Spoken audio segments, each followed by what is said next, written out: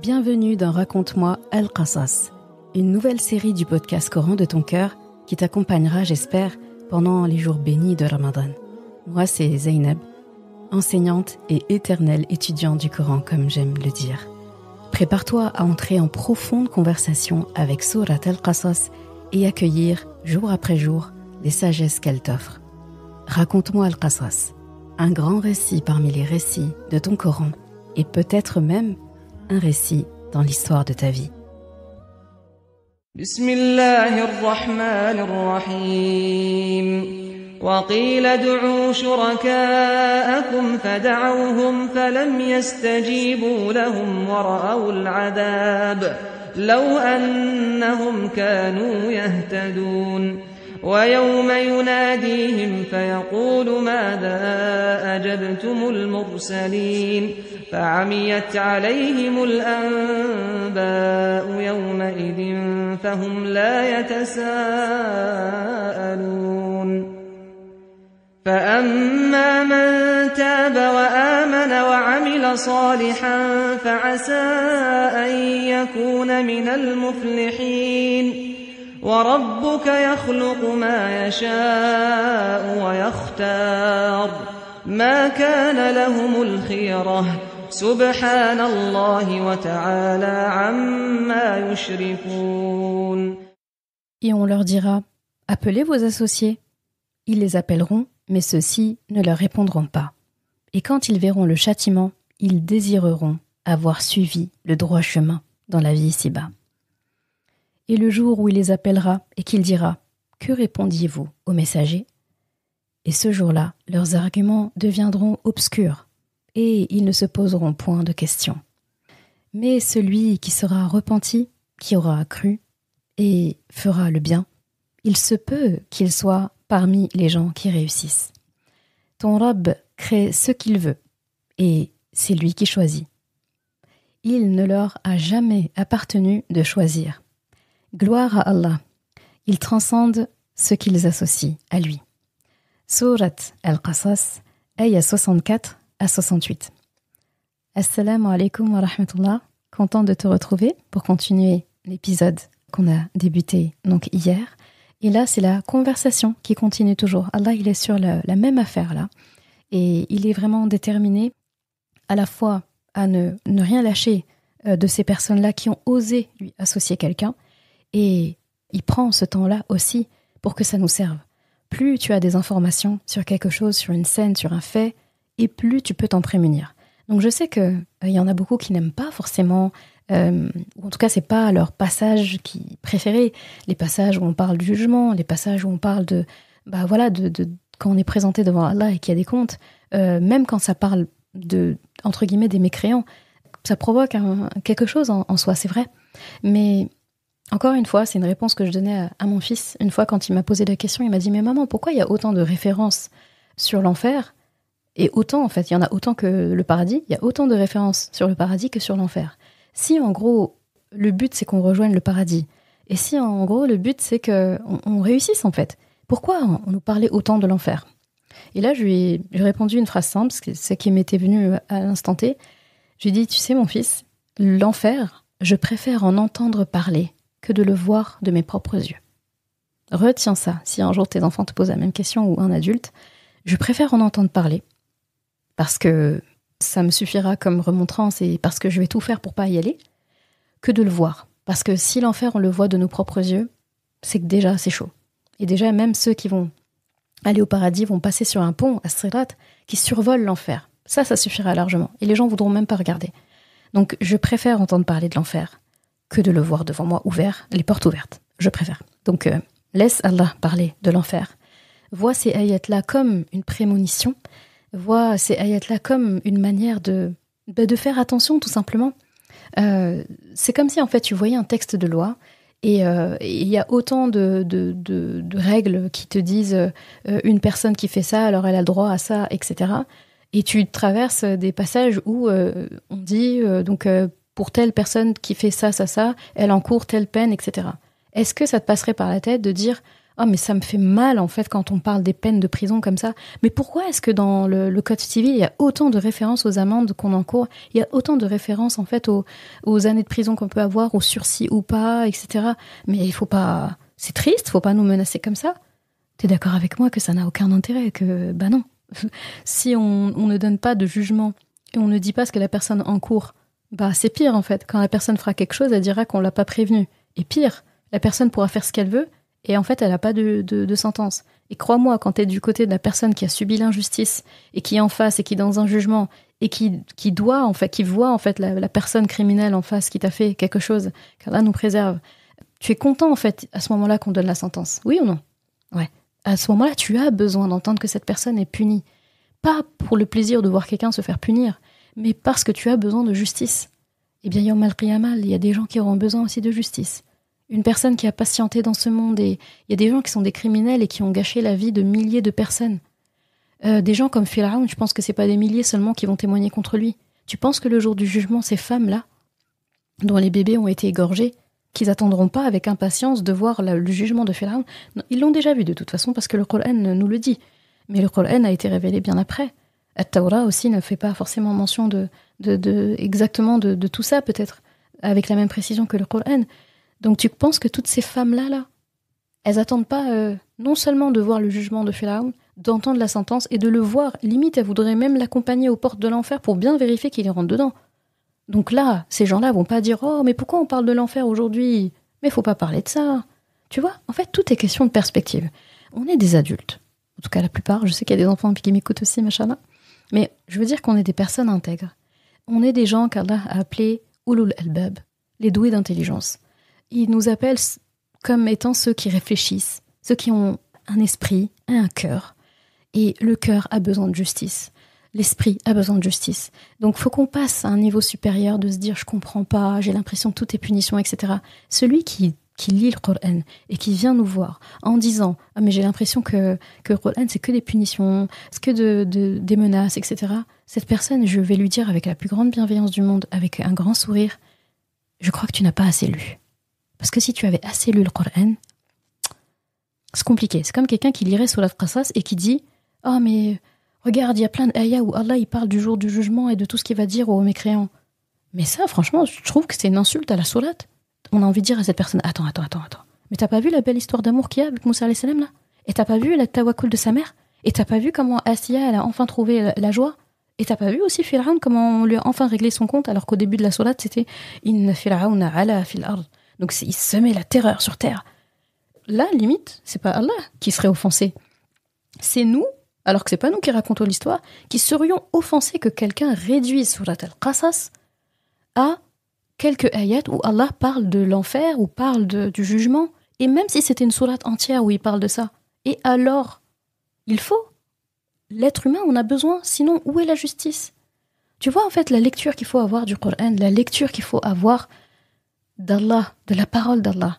Allah, le disant dans un hadith qudsi, il dit « Je suis à l'image de ce que le fils d'Adam a de moi, en fait.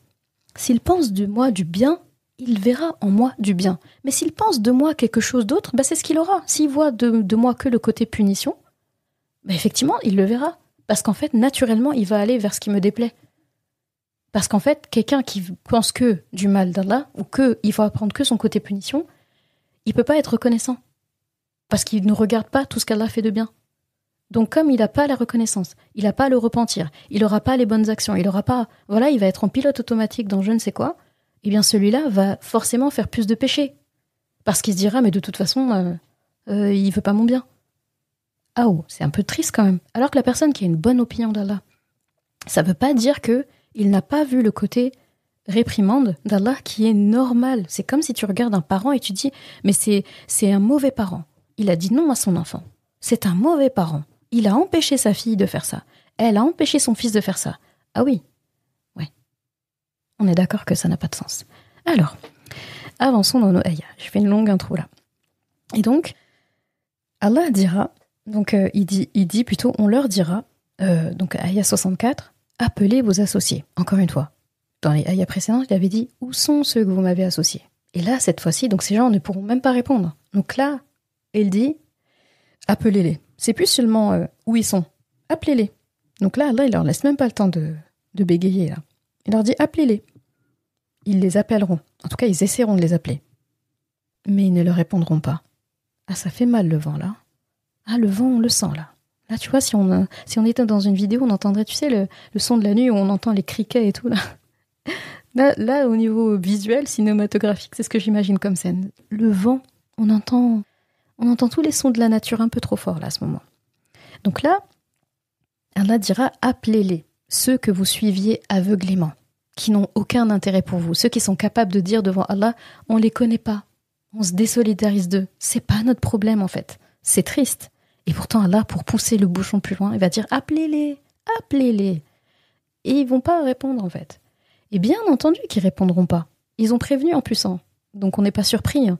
On s'attendait à ce comportement traître, puisque dans les ayats précédentes, comme tu as vu hier, Allah nous confie que ces dirigeants, ces idoles, entre guillemets, ces gens qui étaient suivis par des masses dans leurs bêtises, eh bien vont se désolidariser de leurs followers.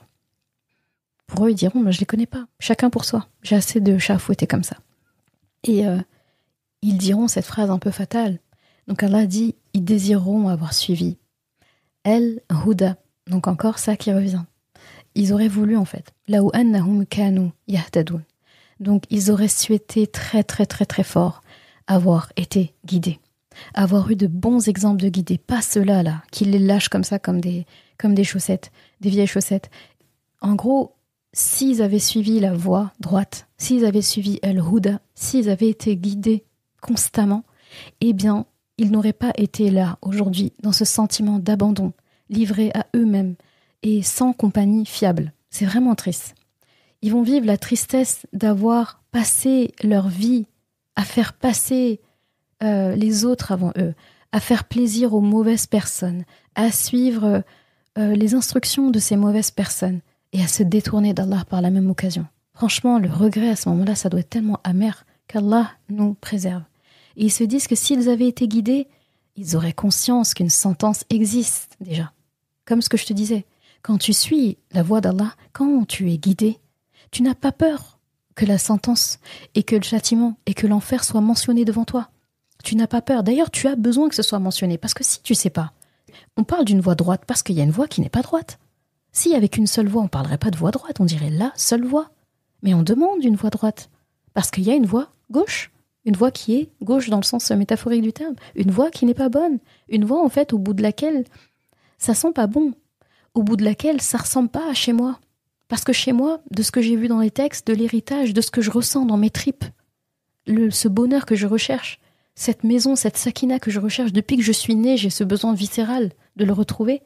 Ça ressemble pas à ça. Ça ressemble plutôt à ce que je vois au bout de la voie droite. Ça ressemble à la maison. Paradis. Là-bas, je vais retrouver les miens, mes ancêtres, ceux qui ont fait que je suis bien guidée, en tout cas qui ont contribué plutôt. Et ça, ce passage-là, c'est un rappel pour nous. Nous devons absolument rechercher Al-Huda dans notre vie au quotidien. Yahtadoun ici, c'est le fait de chercher Al-Huda, puis obtenir Al-Huda, puis préserver à tout prix Al-Huda. Et beaucoup de gens connaissent la vérité, commencent à suivre la vérité, mais après, ils abandonnent. Et il y a ceux qui ne voient même pas la vérité, d'accord ? Parce qu'ils sont aveuglés par cette dunya. Aveuglés par la parure de la dunya et par le mata' de dunya. Donc zina et mata', d'accord ? Il faut constamment demander al-huda à Allah. Même si on est sur le droit chemin, en tout cas on commence, jamais s'arrêter de demander à Allah de nous le donner, parce que ça peut partir du jour au lendemain, d'accord ? Il faut constamment demander al-huda pour se mettre en sécurité. Et bonne nouvelle, et ça me fait tellement chaud au cœur de penser à ça. La bonne nouvelle, c'est que c'est tellement une nécessité vitale, al-huda, et de la demander surtout. C'est tellement d'utilité publique qu'Allah a fait de sorte que tu fasses dua pour al-huda tous les jours. Et pas qu'une seule fois par jour, mais au moins à 5 moments de ta journée, pendant les salawats, les prières, et dans chaque prière, plusieurs fois, et sur un total de 17 fois dans la journée, minimum, juste avec les prières, juste avec ça. Et ajoute à ça le fait de le dire le matin, le fait de le dire le soir, pendant les adhkar as-sabah ou al-masa, donc les adhkar les doigts qu'on fait pour se protéger matin et soir, qui sont recommandés d'ailleurs, c'est très important de les faire. Je te recommande en tout cas de ne pas finir ce Ramadan sans le faire. Plusieurs fois dans ta journée en tout cas, 17 fois minimum, tu vas demander à Allah al-Huda, et fermement en plus. Est-ce que tu as deviné de quoi je parlais ? Je parle de la ayah numéro 6 de Surat al-Fatiha, que tu connais par cœur. Ihdina as-sirata al-mustaqim. C'est très fort et c'est très complet parce que on ne demande pas seulement le Huda, parce que sinon on dirait Ihdina, Ya Allah, Ihdina, guide-nous. Mais non, Ihdina as-sirat, ça aurait suffi aussi, al-mustaqim. Donne-nous la guidée dans la voie droite. Donc c'est complet en fait, parce qu'on pourrait demander la guidée. Mais la guidée où ? La guidée sur quel chemin ? On peut demander la guidée, mais ça ne veut pas dire que c'est bien. On peut nous demander, éclaire-nous notre chemin vers le mal, quoi. Donc en demandant Al-Huda, et dans la voie où Al-Huda est la mieux exprimée. Donc Ihdina as-sirat al-mustaqim, tu le dis pas moins de 17 fois par jour. C'est énorme en fait. Et c'est dans la première sourate du Coran, Al-Fatiha, la sourate qui ouvre ton Coran, la sourate qui te fait faire connaissance avec Allah, avec toi, avec le monde, avec ta mission. Et Allah, en fait, te fait parler dans cette sourate. Il te fait parler en te faisant prononcer une doua. La première phrase, en fait, finalement, où il te fait t'exprimer, c'est une doua. Comme pour dire que les premières choses que tu dois discuter avec Allah chaque jour, commence par les doigts. Commence pas par autre chose. Commence par des doigts. La première personne à qui tu dois parler, enfin le premier plutôt, parce qu'on ne peut pas parler de personne, le premier à qui tu dois parler dans ta journée, c'est pas tes enfants, c'est pas ton époux ou ton épouse, c'est pas ton chat, c'est pas les réseaux sociaux, c'est Allah. Et Allah nous donne une très belle formule pour se réveiller, comme pour dire bonjour, bonne journée. La journée commence, je suis content de m'être réveillée. Par des doigts, tout simplement. Et tu vois, quand on te dit qu'Al-Fatiha est une guérison à elle toute seule, tu comprends maintenant. Donc on demande à Allah, guide-nous dans le droit chemin. C'est complet. C'est clair, explicite. Ça passe pas par 4 chemins, justement. Mais c'est un jeu de mots, chemin, guider, voie droite. Donc on passe pas par 4 chemins. C'est efficace, net, précis. Et Allah, si tu regardes bien, il a fait sa part, une grosse part même, en limite nous imposant la prononciation tous les jours, plusieurs fois par jour de cette formule pour notre bien. En fait, il ne nous laisse pas le choix de ne pas la faire pour notre bien. Parce que pas de prière sans le Fatiha, c'est impossible. Tu peux pas prier sans le Fatiha. Même les prières en fait où tu ne récites pas une sourate après, par exemple, enfin les raka'at plutôt, tu pries par exemple al-Maghrib, les 2 premières raka'at, al-Fatiha puis une sourate, al-Fatiha puis une sourate. Et la 3e raka'at, c'est Fatiha tout seul. Mais Fatiha est toujours dans l'équation. C'est impossible une prière où il n'y a pas le Fatiha. On dit qu'il n'y a pas de salat sans Fatiha. Elle n'est pas valide. Donc c'est obligatoire. Et pareil, dans la journée, si tu as des enfants, tu leur as forcément récité, fait répéter. Tu les as récités le matin, tu les as récités le soir. Donc en fait, tu passes ta journée avec el Fatiha. Tu passes ta journée avec une sourate en vrai. Tu la suis matin, midi et soir. C'est ta meilleure amie normalement, el Fatiha. Déjà. Et après, tu vas t'en acquérir d'autres. Donc Allah a fait sa part. Et là, j'ai envie de dire, et ta part à toi, et ma part à moi, finalement. Et la part de chacun d'entre nous, c'est quoi ? On va dire « Ihdina as-sirat al-mustaqim » avec notre langue, et agir selon le contraire. On va demander la guidance, et se comporter comme ceux qui suivent les autres, qui suivent autre qu'Allah, qui suivent leur seul désir. Ça n'a pas de sens. On doit faire notre part. Et tu sais quoi ? On fera notre part, Inch'Allah. On fera, Inch'Allah. Allah a fait une promesse aux croyants qui ont choisi la guidée. Nous, on va faire en retour une promesse à Allah, chacun de notre côté, de faire notre maximum, parce qu'on est faillible, notre maximum pour chercher la guidée, al-Huda, à tout prix, pour la suivre, et quoi qu'il nous en coûte, on va y rester, Inch'Allah. Donc il faut demander l'aide d'Allah aussi. On fait une promesse et en même temps on demande son aide. C'est très beau. La ayah suivante, Allah dit « Et le jour où il les appellera, et il dira « Que répondiez-vous aux messagers » Mâdha ajabtumul mursalin.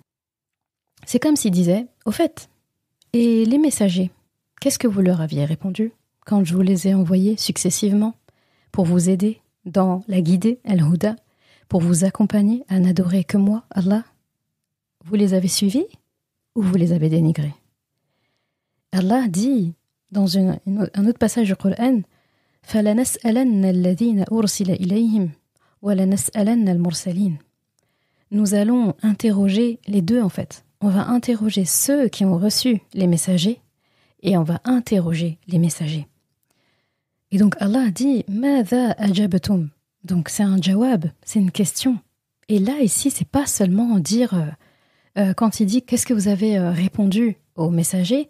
Ici la réponse qu'il attend c'est pas moi j'ai cru en eux, j'ai cru en toi, j'ai fait ma shahada, genre en gros j'assurais que la ilaha illallah Muhammad Rasulullah. Non en fait. C'est faire, c'est croire, etc. Mais c'est aussi suivre. Allah quand il pose cette question, il dit est-ce que vous les avez suivis? Qu'est-ce que vous leur avez répondu? Et là les mécréants, on sait qu'est-ce qu'ils ont répondu. Ils ont répondu avec toutes leurs objections. Oui, mais on a peur de ceci. Oui, mais si on te suit, il va nous arriver ça. Oui, mais pourquoi tu n'es pas venu avec la même chose avec laquelle est venu Moussa alayhi salam, etc., etc. Eux, c'est ça qu'ils répondront. Est-ce que c'est la bonne réponse? Non, c'est pas la réponse de quelqu'un qui suit, donc c'est pas la bonne réponse.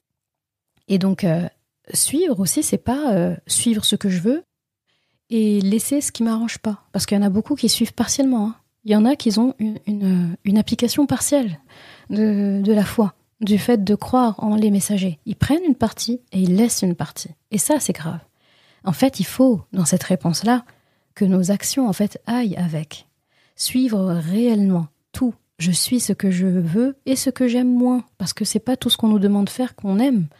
Par exemple, la personne qui n'aime pas se lever tôt le matin, alors qu'il y a le fajr, c'est pas le fajr qu'elle aime pas. C'est pas prier qu'elle n'aime pas. Mais elle aime pas se lever le matin trop tôt. Et c'est pas grave. C'est pas grave si tu n'aimes pas. Mais si tu fais l'effort de te lever et tu commences à prier, c'est rare quand même. Faut le faire, hein, de prier, d'avoir conscience qu'on est devant Allah, d'avoir conscience que c'est le premier rendez-vous de la journée, d'avoir conscience que le Coran récité au Fajr, tout ce qui est autour du Fajr a des témoins, donc les anges viennent assister, que c'est des moments privilégiés, c'est des moments où Allah est là. Franchement, faut le faire, de se dire, de rester fâché, énervé ou grognon parce qu'en fait on s'est réveillé. Ça passe. Ça, c'est au moment où on vient dessus juste se réveiller, c'est dur. Mais une fois qu'on s'est levé, on n'en parle plus. D'accord? Donc, il faut que les actions suivent réellement. Et nous, à notre échelle, c'est comme si Allah nous posait la question, parce que là, on pose la question à quelqu'un, Yawm al-Qiyamah. À ces gens, c'est une question rhétorique ici. Hein. Eh bien, nous, en fait, encore une fois, on n'est pas en reste. On doit se poser cette question. Et aujourd'hui, c'est quoi la question? Cette question-là, version nous, là, aujourd'hui, qui écoutons et qui parlons, c'est quoi? Faut entendre Allah qui nous dit, as-tu suivi Rasulullah sallallahu alayhi wa sallam? As-tu appris sa sira? Parce que suivre quelqu'un qu'on ne connaît pas, suivre quelqu'un, et tu peux pas dire seulement oui, j'ai attesté en fait qu'il y a que la ilaha illallah Muhammad Rasulullah. Oui, je suivais Rasulullah. D'accord. Et tu faisais quoi? Je suivais.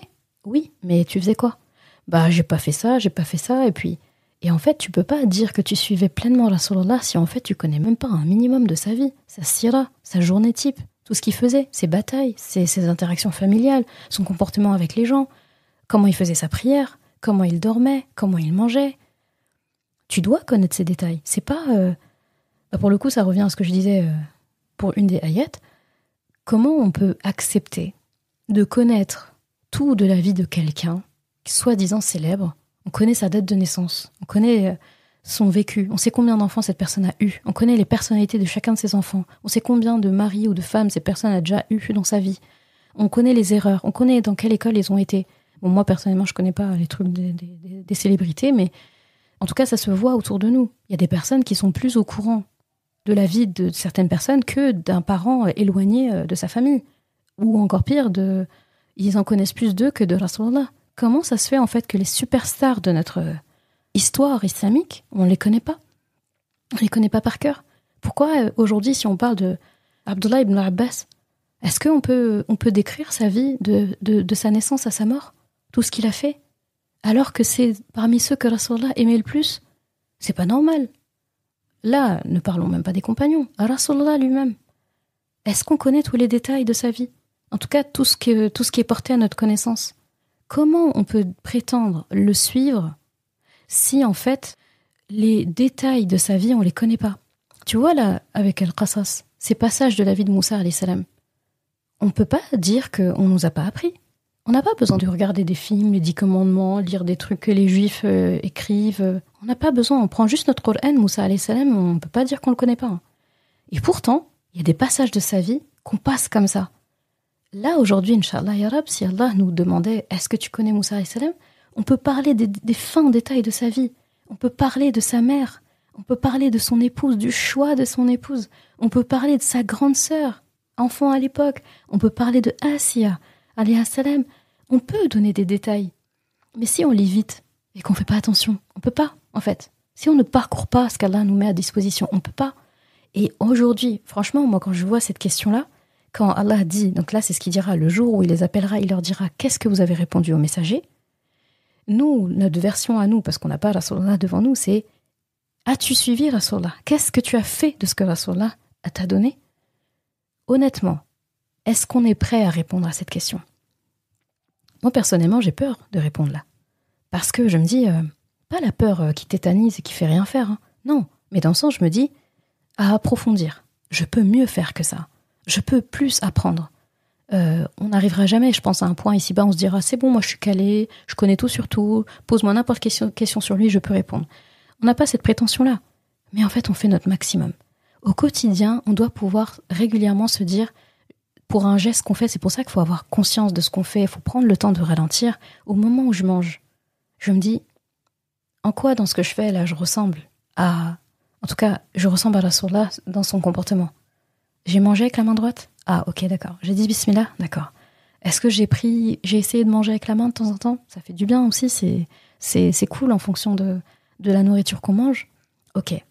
Est-ce que j'ai fait attention à 1 tiers eau, 1 tiers nourriture, 1 tiers air ? Ok. Là, dans cette action-là, j'ai appliqué ce que Rasulullah fait. Quand je m'adresse à mon épouse ou à mon époux, est-ce que j'ai soigné ma manière de parler ? Est-ce que j'ai utilisé des belles formules ? Est-ce que j'ai donné un surnom à mon conjoint ? Parce que Rasulullah le faisait. Suivre sa sunna, c'est aussi ça. Ses épouses, elles avaient tous des surnoms. Des surnoms qu'ils avaient entre eux. Aïcha, il l'appelait tantôt Ya Aïch, tantôt Ya Aïchou. C'est beau, en fait. Et c'est ce qu'il nous appelle à faire. Chacun avait ses noms, en fait. Zainab, il appelait des fois Zouaynab, en fait. Ça veut dire petite Zainab. Ma petite Zainab à moi. Zouaynabati. Ils sont, en fait, Où sont, en fait, les bonnes manières ? Et ça, c'est ça, sira, c'est ça, sunna. Il faut qu'on puisse, ce jour-là, répondre la tête haute devant Allah. La tête haute dans le sens avec dignité, avec fierté, avec prestance, avec une certaine confiance de se dire « Oui, Allah, j'ai répondu à Rasulullah, je l'ai suivi, j'ai fait ce que je pouvais. » Dans toutes mes actions, que je sois au boulot, là, on peut être des adeptes de Rasulullah toute la journée, si on veut. On peut. Et c'est pas des choses compliquées à faire, en fait. Mais est-ce qu'on a essayé ? Tout simplement. Donc vraiment, ça, c'est quelque chose qu'il faut vraiment creuser.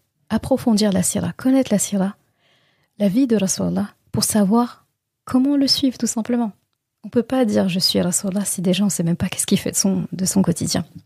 Ensuite, à la ayah 66, donc là, il dit « ce jour-là, leurs arguments deviendront obscurs ». D'accord, aveugle. Il utilise le mot aveugle pour parler d'un argument, c'est assez fort. Et ils ne se poseront pas de questions. Donc, fa'amiyat alayhimul amba. Donc, al-amba, c'est tout ce qui est nouvelle. Amiyat, ça veut dire il y a quelque chose, en tout cas, qui est devenu aveugle.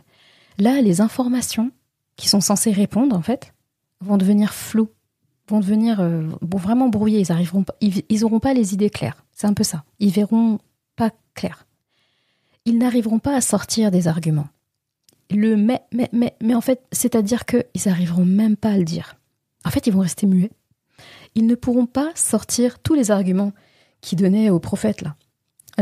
Oui, j'ai peur de perdre ça, pourquoi tu nous as pas envoyé ça ? Ils n'arriveront pas. C'est-à-dire, ce jour-là, les grandes bouches, là, ils pourront pas parler. Tous les arguments que tu as entendus avant, ça marche pas. Ils n'arriveront pas à les sortir devant Allah. Parce que ces arguments, déjà, ils n'étaient pas du tout solides à la base. Et ils le savent, et ils n'ont pas l'audace de les redire là devant Allah. Et aussi parce que ces arguments étaient nuls de chez nuls. Même eux, en fait, finalement, ne se rappelleront même pas de leurs nombreuses objections, parce que quelque chose qui est faux, quand on nous demande de le redire, on le redit rarement comme la première fois. Un mensonge, en fait, il reste pas le même avec le temps. Donc même eux, ils se rappelleront même pas.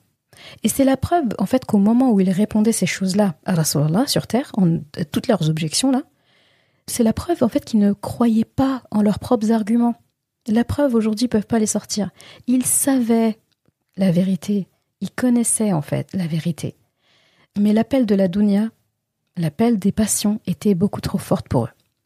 Ils ont préféré suivre l'éphémère plutôt que la promesse de celui qui ne déçoit jamais, Allah subhanahu wa ta'ala. Ils seront complètement à court d'arguments, parce qu'ils auront beaucoup trop peur.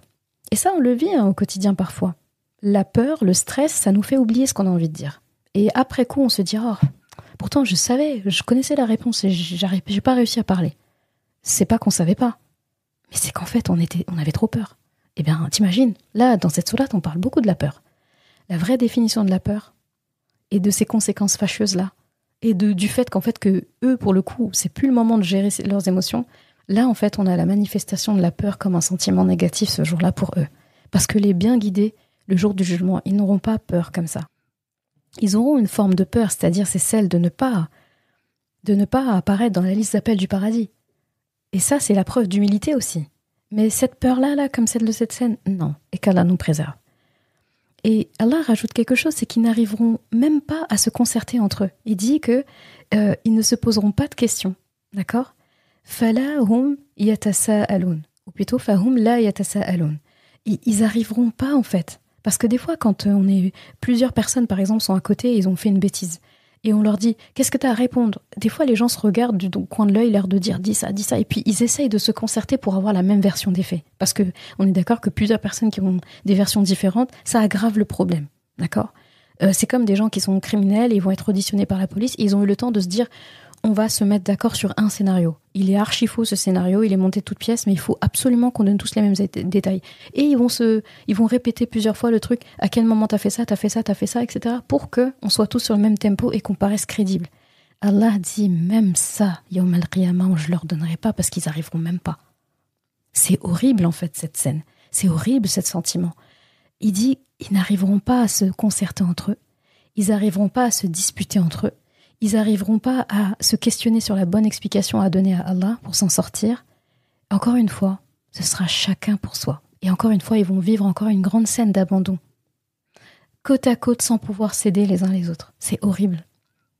Donc comment être sauvé le jour J de ça ? La réponse, il la donne dans la ayah d'après.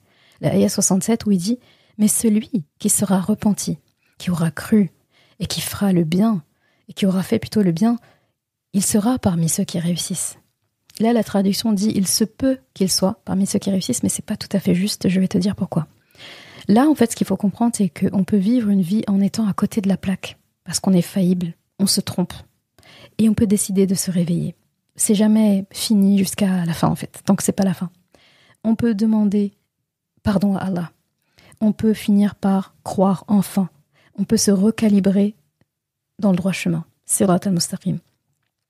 Et quand Allah dit ici « Asa », qui dit « Fa'asa an yakuna minal muflihin ». Asa, pour le commun des mortels, quand on parle d'un être humain, ça veut dire peut-être. Asa. Par exemple, quand Allah dit « Fa'asa an takrahu shay'an wa huwa khayrun lakum ». Donc il se peut que vous ayez de l'aversion pour quelque chose alors qu'elle est un bien pour vous, comme il dit dans le Coran, dans Surat al-Baqarah. Mais quand il s'agit d'Allah, quand Allah dit « Fa'asa » ici en parlant de lui, eh bien, ça ne veut pas dire peut-être. Parce qu'Allah dit toujours la vérité. Parce que les paroles d'Allah sont toujours vérité et parce qu'il tient ses promesses. Donc, il ne va pas dire peut-être, il va leur pardonner. Non, qu'Allah nous préserve, c'est pas du tout ça. Il dira celui qui s'est repenti, qui se sera repenti, qui aura cru, qui aura fait le bien, alors il sera parmi ceux qui réussissent. Ils seront sauvés le jour J, ces gens-là. Et là, il emploie un terme assez impressionnant, assez intéressant. En parlant de ceux qui réussissent, il parle de muflihin. C'est la même chose que tu retrouves dans Surat al-Mu'minun, le début de Surat al-Mu'minun, quand il dit « Qad aflaha al-mu'minun ». Donc les croyants ont vraiment réussi. Et après, il y aura une succession d'ayats où il décrit quel est l'objet de la réussite. Ceux qui sont assidus à leur prière, ceux qui s'éloignent des futilités, etc. Et il cite vraiment plusieurs catégories. Al-falah, ici, c'est la même racine que al-fallah, l'agriculteur. C'est quelqu'un, en fait, qui travaille dur pour réussir ses récoltes. Ok ? Et donc, celui qui réussit après un dur labeur, ou celui qui... C'est aussi, enfin, quand on parle de muflihin, c'est celui qui réussit après un dur labeur, et c'est aussi celui qui échappe au danger et qui devient safe, qui rentre en sécurité. Donc cette personne, elle a échappé au danger de l'au-delà, donc elle a échappé à l'enfer, et elle a atteint son objectif final, la vie éternelle au paradis. Mais il est important pour Allah d'écarter pour nous la pensée même de la chance. Parce que les gens, ils aiment trop dire ça. Oui, un tel, il a de la chance. Oui, moi, j'ai eu de la chance, j'ai été sauvé. Il n'y a pas de chance ici, d'accord ? D'où l'emploi du terme « muflihin », pour que chacun comprenne qu'il ne faut pas seulement espérer. Il faut se retrousser les manches. L'agriculteur, il ne reste pas chez lui à espérer, en fait. À espérer quoi ? Que les graines se plantent toutes seules ? Que la terre se laboure toute seule ? Qu'elle s'arrose toute seule ? Qu'elle s'entretienne toute seule, que les fruits et légumes se récoltent tout seuls, qu'ils se vendent tout seuls au marché, que l'argent vienne tout seul. Aucun agriculteur n'oserait espérer tout ça en se la coulant douce et en se disant « moi je savoure la vie, je suis mes désirs, on n'a qu'une vie et puis la chance me sourira. Il faut juste un peu de pluie et ça ira. » Non, c'est pas comme ça que ça se passe. Un agriculteur, il espère et il travaille. Et Allah nous donne le plan d'action pour être de ceux qui auront la tête haute et qui seront dignes le jour du jugement. Et le plan d'action qu'il nous donne à suivre, il est vraiment très clair. Le numéro 1, c'est se repentir. Il faut s'habituer à faire taouba, à se repentir pour toutes les formes de péché qu'on fait, majeures ou mineures, consciemment ou inconsciemment, parce qu'on se trompe tous. Et on a tous à un moment donné flanché au moins une fois, en suivant parfois nos désirs, en oubliant que en fait, ce sont pas nos désirs qui doivent nous gouverner, mais c'est l'inverse. Deuxième élément, c'est de constamment croire en Allah, en la mission de ses messagers, en la véracité de ses livres saints, en l'existence de ses anges, parce que ça fait partie de la foi tout ça, en l'arrivée certaine du jour du jugement, en l'existence du paradis et de l'enfer. Ça suffit largement, en fait. Il y a de quoi faire avec tout ça, déjà. À croire, en fait. Déjà, c'est suffisant. Alors, faut comprendre que la foi fluctue et se travaille. Et troisième point, faire le bien. Toujours le bien. Et là, rappelle-toi de l'agriculteur. Tout ce qu'il fait. Et enfin, la ayah 68, il dit, donc ton Rabb crée ce qu'il veut. Et il choisit aussi. Il ne leur a jamais appartenu de choisir. Gloire à Allah, subhana, d'accord ? Subhanallah, wa ta'ala amma yushrikun. Donc, gloire à Allah, il transcende tout ce qu'il lui associe. Allah crée ce qu'il veut. Là, c'est assez clair. C'est lui qui choisit. Il demande l'avis de personne. Et encore heureux. Et il choisit, il sélectionne. Donc, yakhtar. Yakhtar, c'est vraiment choisir quelque chose. Dedans, il y a khair. C'est le fait de choisir le meilleur. D'accord ? Donc, un choix. Un choix porté sur quelque chose de bon, de meilleur. Il donne une préférence à qui il veut. S'il juge qu'une personne doit avoir ça par rapport à une autre, une prévalence par rapport à une autre, il lui accorde ces privilèges-là. Il lui accorde cette baraka-là. Et c'est lui qui sait pourquoi il le fait. Dans sa création, il choisit qui va être prophète ou pas, qui va être un leader ou pas. Il choisit aussi l'époque que la personne, là où elle va vivre ou pas. Et attention à la pensée qu'on pourrait avoir de dire que ceux à qui Allah a donné une forme de préférence sont plus aimés auprès de lui par rapport aux autres. Parce qu'il y a deux formes de ce qu'il appelle tafdil, d'accord ? Allah choisit, c'est vraiment lui qui choisit, et dedans c'est le fard, donc le tafdil. Il y en a deux. Il y a le tafdil al-jibili, donc c'est en termes de création, donc c'est le choix, la préférence en termes de création. Par exemple, une personne qui est créée plus grande de taille qu'une autre, ou plus forte qu'une autre, il a un avantage, comme Moussa alayhi salam, qui avait une force qui dépassait le commun, d'accord ? Mais est-ce qu'on peut dire que parce qu'il a cette force, juste sur cette force-là, Moussa alayhi salam, c'est pas pour cette raison qu'Allah l'aime, c'est pas par rapport à la force qu'il lui a donnée, parce que la preuve, cette force-là, là où d'autres vont le voir comme une chance, un privilège, oui, Allah il l'aime plus, cette force, elle lui a porté défaut quand il a tué cet homme. Donc non, la force en elle-même, c'est pas elle le privilège.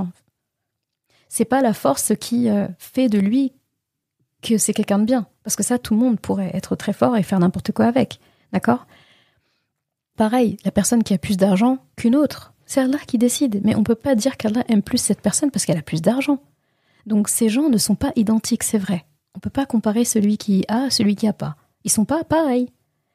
Mais ils ont des privilèges dans certaines situations et pas dans d'autres situations, d'accord ?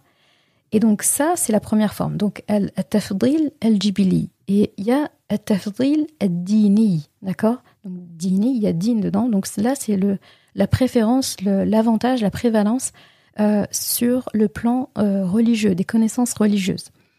Certaines personnes ont un avantage par rapport à d'autres. Une plus haute position, par exemple. Et il y a des sous-catégories. Par exemple, il y a une préférence entre les prophètes. Le prophète Mohammed sallallahu alayhi wa sallam a plus de mérite et se distingue par rapport aux autres. Est-ce qu'on peut dire que les autres sont moins bons ou que Allah les privilégie pas ou les met à l'écart ? Non. Et c'est Allah qui a décidé. Dans les mois de l'année, il y a des mois sacrés et il y a des mois qui sont meilleurs que les autres. Parmi les sourates, il y en a qui ont plus de mérite auprès d'Allah que d'autres. Il y a des sourates, Allah dit, celui qui récite surat al-Baqarah, il aura la baraka. Il n'a pas dit d'une autre sourate. D'accord ? Donc, attention en fait à cette notion d'égalité qu'on aime trop sortir tout le temps. Hein, d'accord ? Et vouloir assigner à Allah le fait de faire preuve d'égalité dans tout. Il faut arrêter avec le mot égalité. L'égalité, c'est important dans la vie, mais ça ne définit pas tout. Allah s'est imposé à lui-même, en toutes circonstances. Ce qui s'est imposé, c'est la justice. Et ce qui s'est interdit aussi, en toutes circonstances, c'est l'injustice. En toutes circonstances. L'égalité aussi, il l'applique. D'accord ? Tout le monde a 24 heures dans une journée, par exemple. Tout le monde a du sang dans les veines. Tout le monde dispose d'oxygène pour vivre. Tout le monde en a besoin. Mais appliquer l'égalité en toutes circonstances, ça peut devenir une forme d'injustice. Si Allah décidait là, soudain, que tout le monde est obligé de travailler de nuit, par exemple. D'accord ? Pour que tout le monde soit égaux. Ah, il y en a un qui travaille de nuit, tout le monde travaille de nuit, c'est comme ça.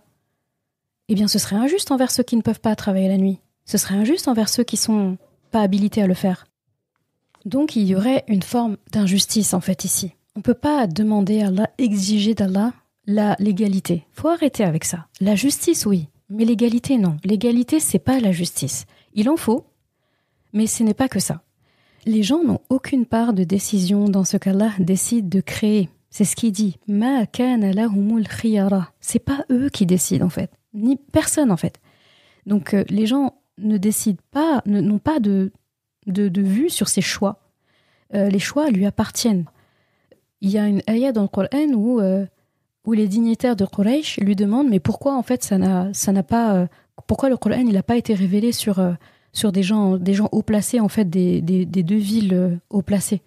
Par exemple, pourquoi ça n'a pas été sur Al-Walid ibn al-Mughira, le père de Khalid ibn Walid. Il est éloquent, c'est un haut placé ici, il s'exprime très bien, il est richissime, c'est un des plus âgés, c'est un des plus sages parmi nous, pourquoi pas lui ? Et il se trouve, l'ironie, c'est que cet homme-là, dans Surat Muddathir, Allah le châtie. Allah parle de lui. Pourquoi ? Parce qu'il fait partie de ces gens-là qui ont vu la vérité dans le Coran et qui ont osé associer le Coran à en fait la sorcellerie. Donc Allah lui a pas pardonné ça. Et il est mort mécréant. Il est mort mécréant. Donc en fait, Allah, quand il dit que c'est lui qui choisit, parce que c'est lui qui sait qui a le mérite ou pas, c'est lui qui décide qui va arriver à quelle époque ou pas, qui a besoin de telle subsistance ou pas, qui a besoin d'être mis en avant dans cette situation ou pas. Il y a des gens, ils ne veulent pas être mis en avant. C'est délétère pour eux.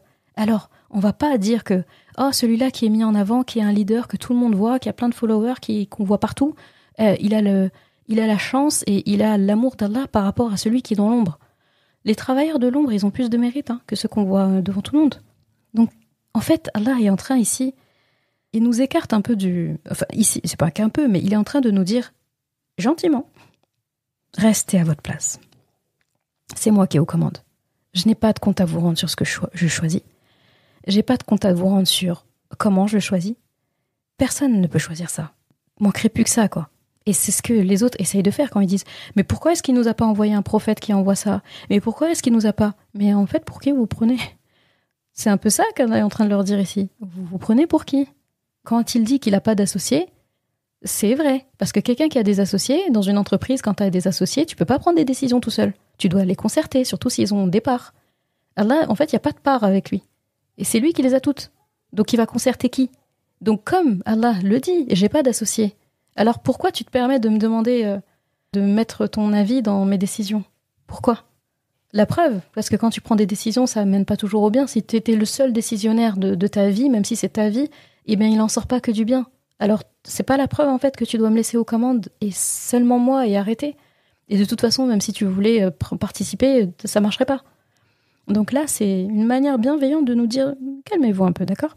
Donc, c'est pour ça, en fait, d'ailleurs, qu'on dit « Inch'Allah » quand on parle. « Inch'Allah » si Allah veut. Là, c'est la... Tu veux le tafsir de « Inch'Allah » ? C'est cette ayah. T'as tout ici.